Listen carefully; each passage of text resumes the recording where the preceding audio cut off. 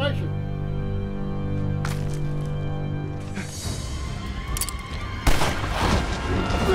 Yeah, good. Cut. My history with Poe is knowing who he was, knowing who, you know, the writer that was out there and the kind of stories that he wrote.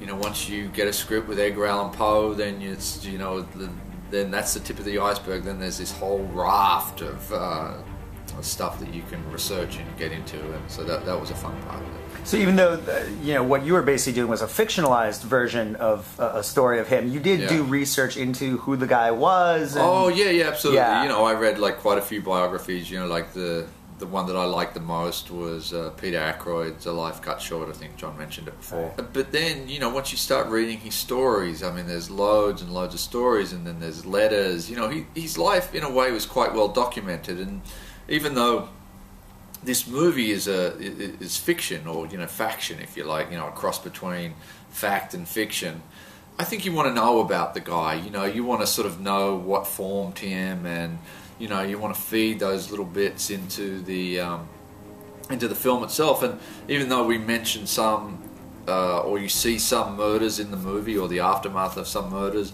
I was interested in putting little bits of his story in the dialogue and that. And so that's all comes about through the research that you do, I guess. So to have a character that was dark like Poe, you needed an actor who was empathetic.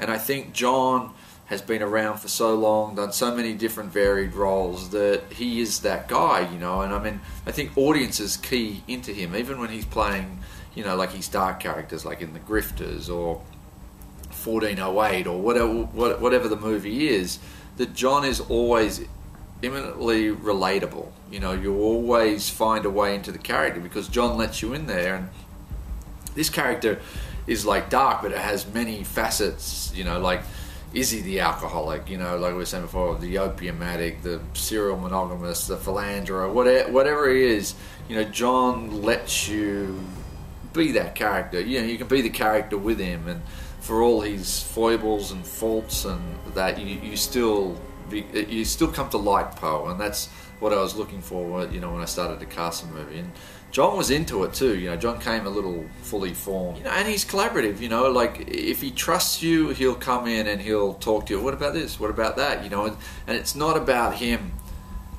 you know, just changing things for the want of changing things. John reminds me of an English actor in a lot of regards, in that he comes to the movie and it's about, how can I make your movie better?